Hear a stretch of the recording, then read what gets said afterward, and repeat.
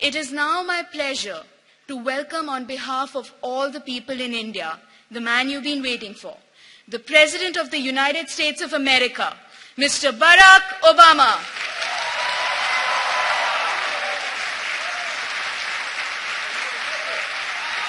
You're very good. Thank you. That was fabulous. We're very proud of you. Thank you so much. Thank you. Namaste. Thank you so much. Thank you so much, Neha, for what a wonderful introduction.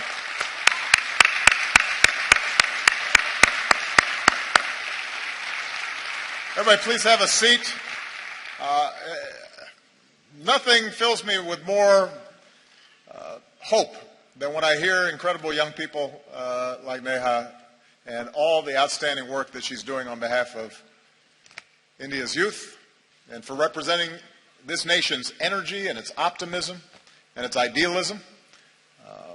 She makes me very, very proud. And I think that may be her. Is that somebody related to you? Okay, because we just had a chance to meet, and she's beaming with pride right now, sitting next to you. Give Neha a big round of applause once again.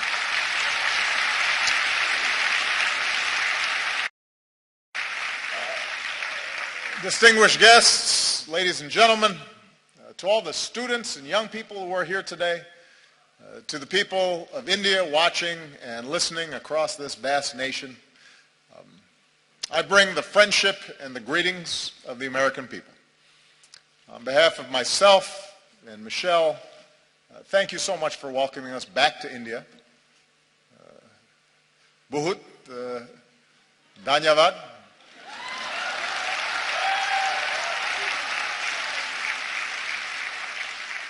It has been a great honor to be the first American president to join you for Republic Day. With the tricolor waving above us, we celebrated the strength of your Constitution. We paid tribute to India's fallen heroes. In yesterday's parade, we saw the pride and the diversity of this nation, including the daredevils on their Royal Enfields, which was very impressive. Secret Service does not let me ride motorcycles, especially not on my head. I realize that the sight of an American president as your chief guest on Republic Day would once have seemed unimaginable, but my visit reflects the possibilities of a new moment. As I've said many times, I believe that the relationship between India and the United States can be one of the defining partnerships of the century. When I spoke to your parliament on my last visit, I laid out my vision for how our two nations can build that partnership. And today I want to speak directly to you, the people of India, about what I believe we can achieve together and how we can do it. And my commitment to a new chapter between our countries flows from the deep friendship between our people. And Michelle and I have felt it ourselves. I recognized India with the first state visit of my presidency, where we also danced to some pretty good Bhangra. For the first time, we brought Diwali to the White House. On our last celebration here,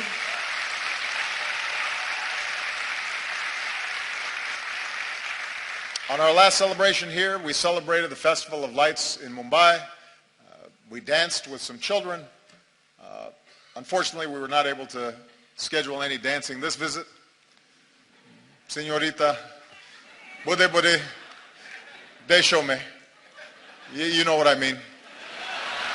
So,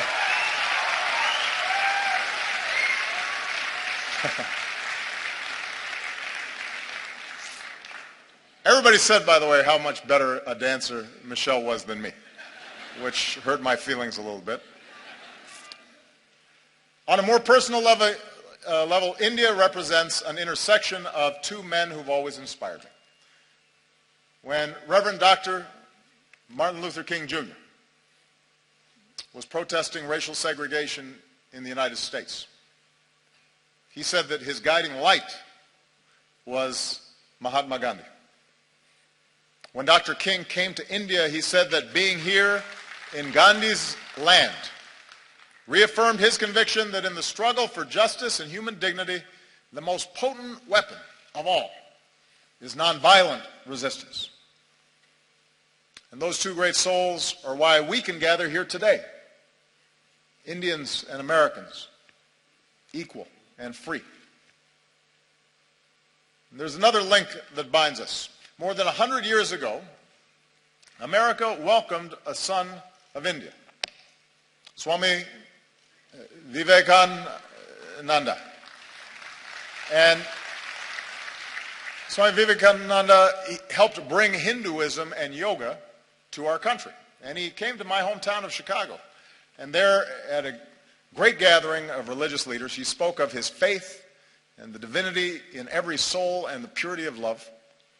And he began his speech with a simple greeting: sisters and brothers of America. So today, let me say, sisters and brothers of India.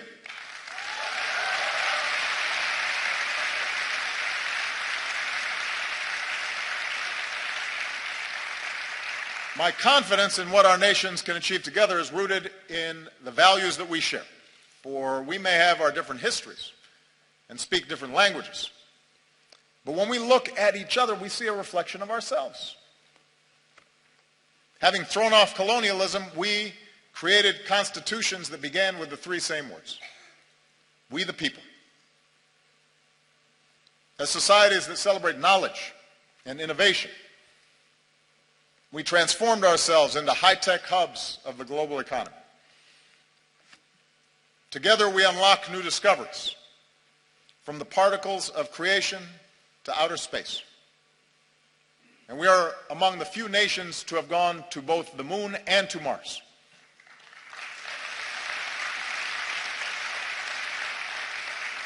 And here in India, this dynamism has resulted in a stunning achievement. You've lifted countless millions from poverty and built one of the world's largest middle classes. And nobody embodies this progress and this sense of possibility more than our young people. Empowered by technology, you are connecting and collaborating like never before on Facebook and WhatsApp and Twitter. And chances are you're talking to someone in America, your friends, or your cousins. The United States has the largest Indian diaspora in the world, including some 3 million proud Indian Americans.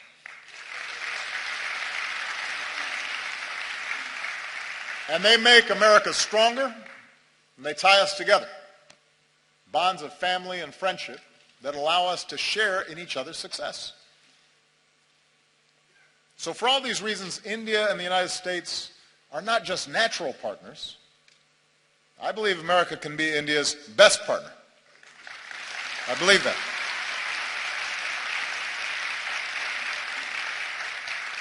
Of course, only Indians can decide India's role in the world, but I'm here because I'm absolutely convinced that both our peoples will have more jobs and opportunity, and our nations will be more secure, and the world will be safer and a more just place when our two democracies, the world's largest democracy and the world's oldest democracy, stand together. I believe that. So here in New Delhi, Prime Minister Modi and I have begun this work anew, and here's what I think we can do together. America wants to be your partner as you lift up the lives of the Indian people and provide greater opportunity. So working together, we're giving farmers new techniques and data, from our satellites to their cell phones, to increase yields and boost incomes. We're joining you in your effort to empower every Indian with a bank account. And with the breakthroughs we achieved on this visit, we can finally move toward fully implementing our civil nuclear agreement, which will mean more reliable electricity for Indians and cleaner non-carbon energy that helps fight climate change.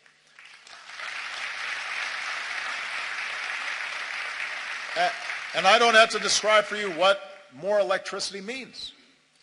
Students being able to study at night, businesses being able to stay open longer and hire more workers, farmers being able to use mechanized tools that increase their productivity, whole communities seeing more prosperity.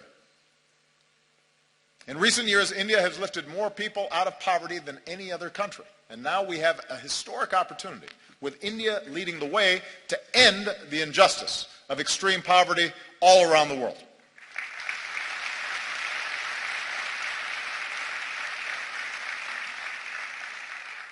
America wants to be your partner as you protect the health of your people and the beauty of this land.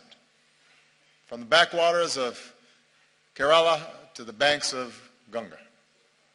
As we deliver more energy, more electricity, let's do it with clean, renewable energy like solar and wind.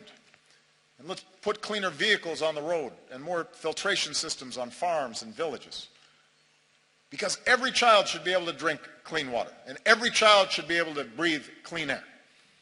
We need our young people healthy for their futures, and we can do it. We have the technology to do it. America wants to be your partner in igniting the next wave of Indian growth.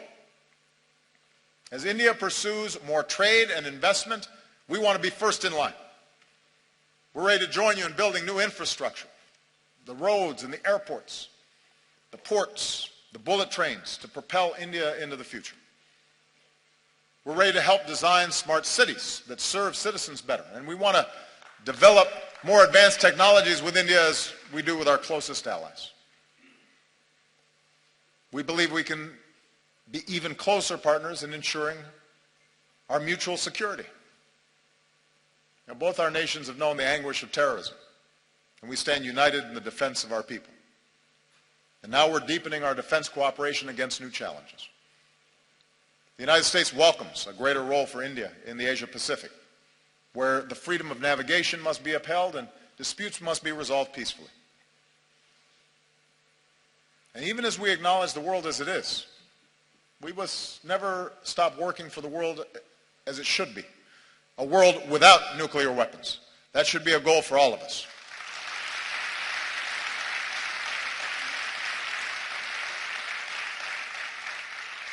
I believe if we're going to be true global partners, then our two nations must do more around the world together. So to ensure international security and peace, multilateral institutions created in the 20th century have to be updated for the 21st. And that's why I support a reformed United Nations Security Council that includes India as a permanent member.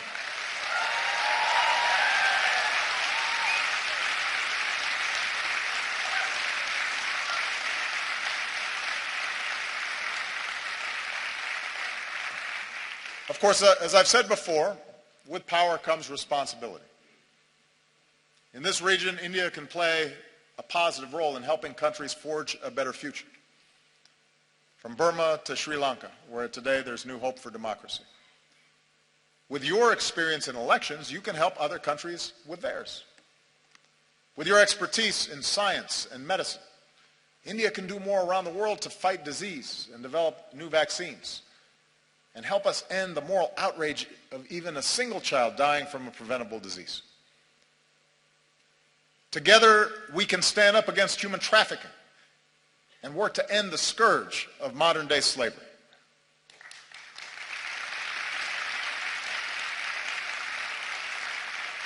And being global partners means confronting the urgent global challenge of climate change.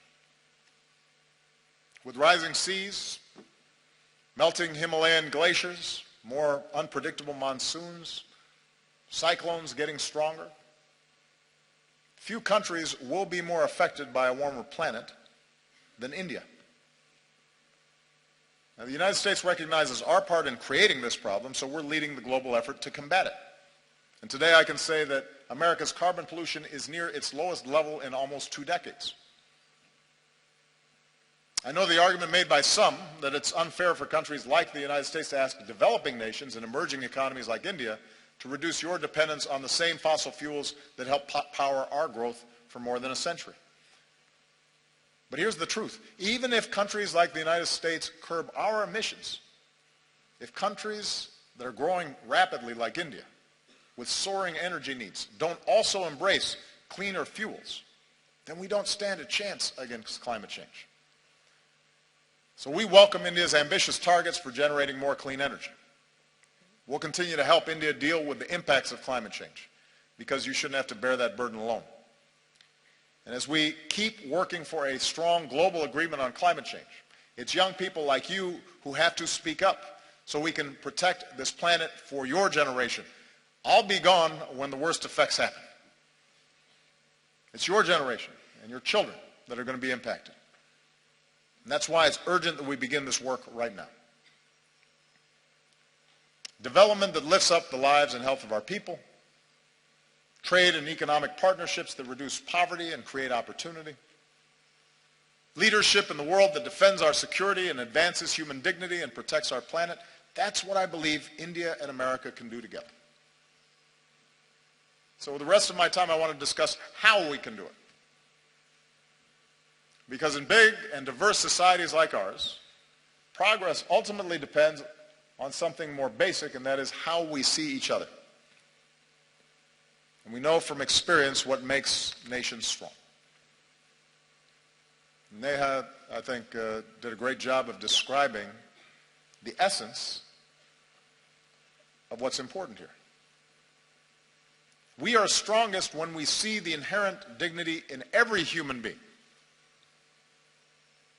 Look at our countries, the incredible diversity, even here in this hall. India is defined by countless languages and dialects in every color and caste and creed, gender and orientations. And likewise in America, we're black and white and Latino and Asian and Indian American and Native American. Your Constitution begins with the pledge to uphold the dignity of the individual. And our Declaration of Independence proclaims that all men are created equal. In both our countries, generations have worked to live up to these ideals. And when he came to India, Martin Luther King Jr. was introduced to some school children as a fellow untouchable. My grandfather was a cook for the British Army in Kenya. The distant branches of Michelle's family tree include both slaves and slave owners.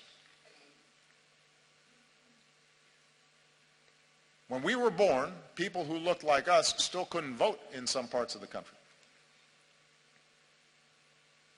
Even as America has blessed us with extraordinary opportunities, there were moments in my life where I've been treated differently because of the color of my skin.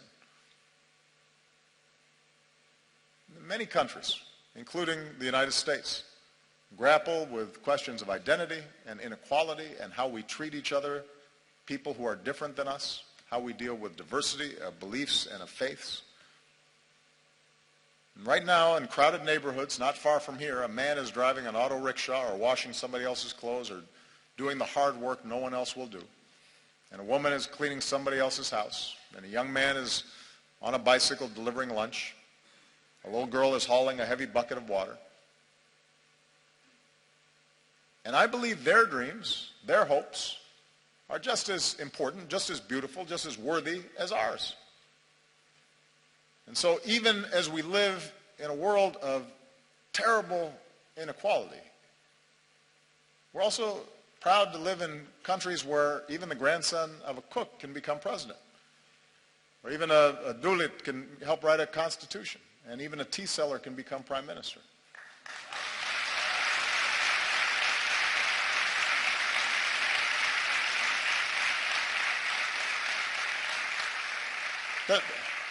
The point is that the aim of our work must be not to just have a few do well, but to have everybody have a chance. Everybody who's willing to work for it have the ability to dream big and then reach those dreams. Our nations are strongest when we uphold the equality of all our people, and that includes our women. Now, you may have noticed I am married to a very strong and talented woman.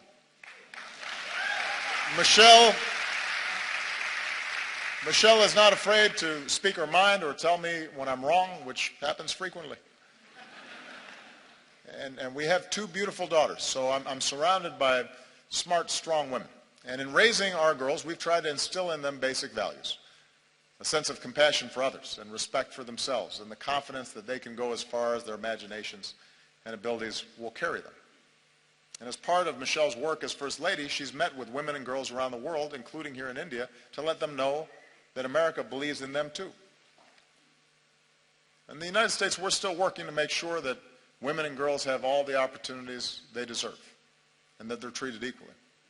And we have some great role models, including here today the former Speaker of our House of Representatives, Nancy Pelosi, who was the first woman Speaker of the House and my great partner.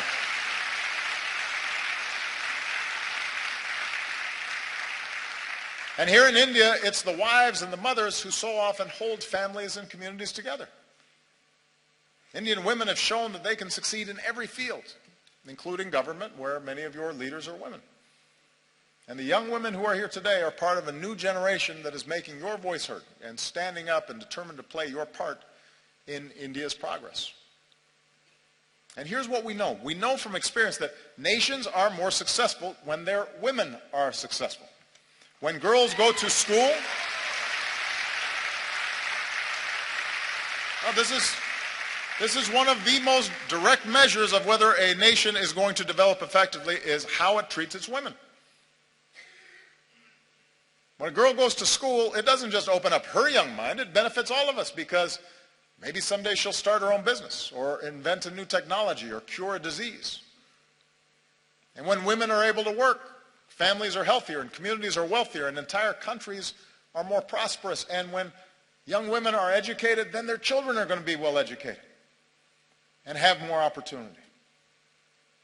So if nations really want to succeed in today's global economy, they can't simply ignore the talents of half their people. And as husbands and fathers and brothers, we have to step up because every girl's life matters. Every daughter deserves the same chance as our sons. Every woman should be able to go about her day, to walk the streets or ride the bus and be safe and be treated with respect and dignity. She deserves that.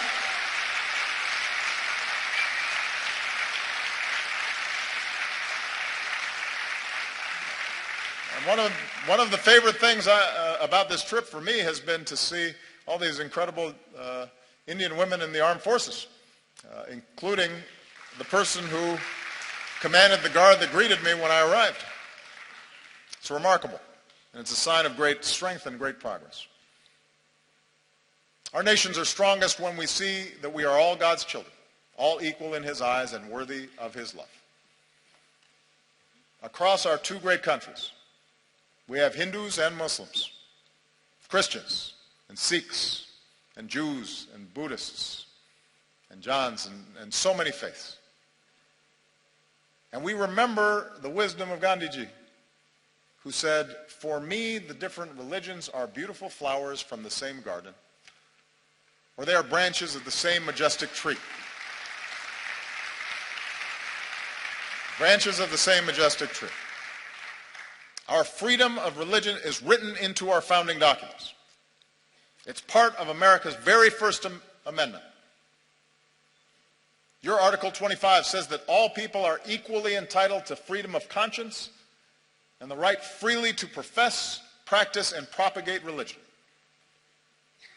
In both our countries, in all countries, upholding this fundamental freedom is the responsibility of government, but it's also the responsibility of every person. In our lives, Michelle and I have been strengthened by our Christian faith. But there have been times where my faith's been questioned by people who don't know me. Or they've said I adhere to a different religion, as if that were somehow a bad thing. Around the world, we've seen intolerance and violence and terror perpetrated by those who profess to be standing up for their faith, but in fact are betraying it. No society is immune from the darkest impulses of man. And too often, religion has been used to tap into those darker impulses as opposed to the light of God. 3 years ago in our state of Wisconsin, back in the United States, a man went into a Sikh temple and in a terrible act of violence killed 6 innocent people, Americans and Indians. And in that moment of shared grief, our two countries reaffirmed a basic truth, as we must again today. that every person has the right to practice their faith how they choose, or to practice no faith at all, and to do so free of persecution and fear and discrimination.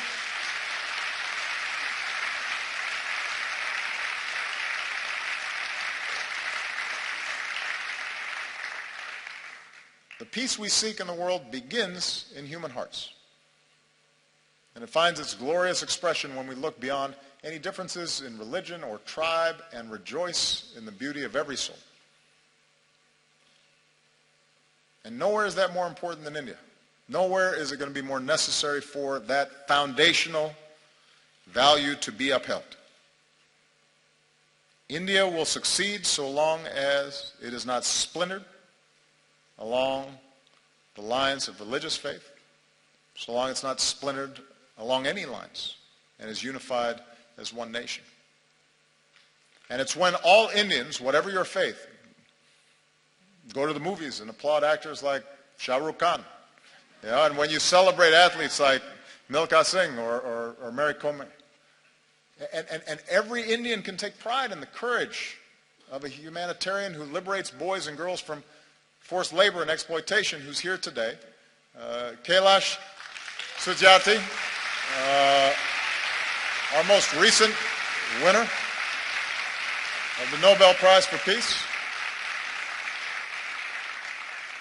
So that's what unifies us. Do we act with compassion and empathy? Are we measured by our efforts, by what Dr. King called the content of our character, rather than the color of our skin or the manner in which we worship our God? In both our countries, in India and in America, our diversity is our strength, and we have to guard against any efforts to divide ourselves along sectarian lines or any other lines.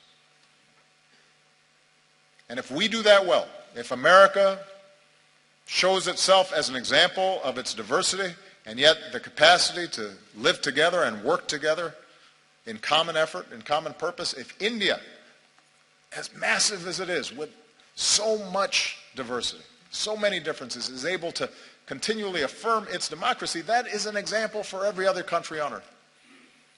That's what makes us world leaders. Not just the size of our economy or the number of weapons we have, but our ability to show the way in how we work together and how much respect we show each other. And finally, our nations are strongest when we empower our young people. Because ultimately, you're the one who has to break down these old stereotypes and these old barriers, these old ways of thinking. You know, prejudices and stereotypes and assumptions, those are what happens to old minds, like mine. You know, I'm getting gray hair now. I was more youthful when I first started this office. And that's why young people are so important in these efforts. You know, here in India, most people are under 35 years old. And India is on track to become the world's most populous country. So young Indians like you aren't just going to define the future of this nation, you're going to shape the world. Like young people everywhere, you want to get an education and find a good job and make your mark, and it's not easy. But in our two countries, it's possible. Remember, Michelle and I don't come from wealthy backgrounds or famous families. Our families didn't have a lot of money. We did have parents and teachers and communities that cared about us, and with the help of scholarships and student loans, we were able to attend some of the best schools in the world. Without that education, we wouldn't be here today. So whether it's in America or here in India or around the world, we believe young people like you ought to have every chance to pursue your dreams as well. So as India builds new community colleges, we'll link you with our own, so more young people graduate with the skills and training to succeed. We'll increase collaborations between our colleges and universities and help create the next Indian Institute of Technology. And we'll encourage young entrepreneurs who want to start a business And we'll increase exchanges because I want more American students coming to India and more Indian students coming to America.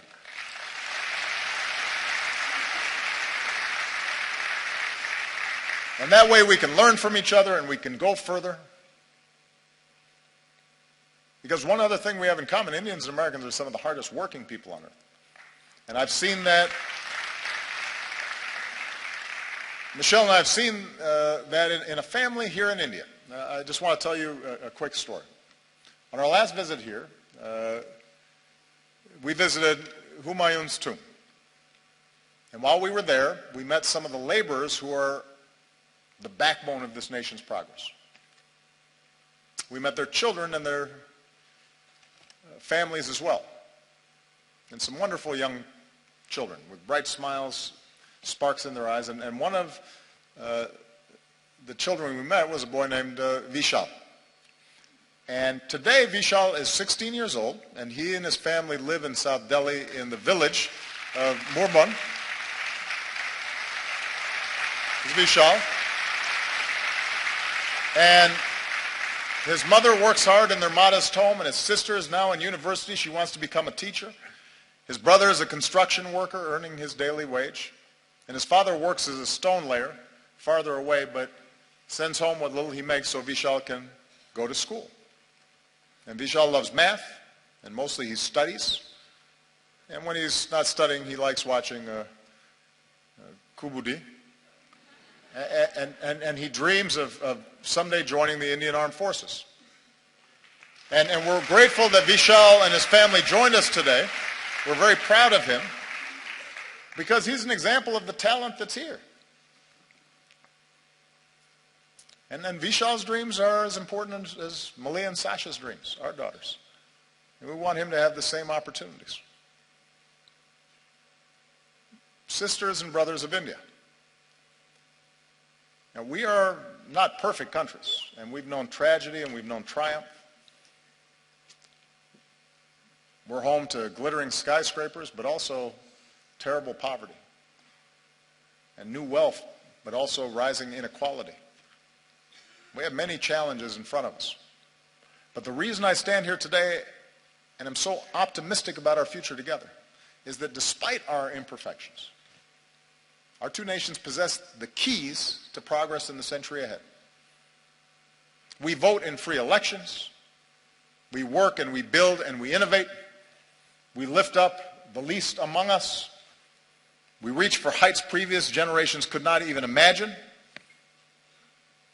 We respect human rights and human dignity, and it is recorded in our constitutions. And we keep striving to live up to those ideals put to paper all those years ago. And we do these things because they make our lives better and safer and more prosperous, but we also do them because our moral imaginations extend beyond the limits of our own lives. And we believe that the circumstances of our birth need not dictate the arc of our lives.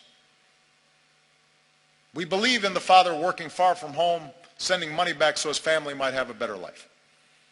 We believe in the mother who goes without so that her children might have something more. We believe in the laborer earning his daily wage and the student pursuing her degree. And we believe in a young boy who knows that if he just keeps studying, if he's just given the chance, his hopes might be realized too.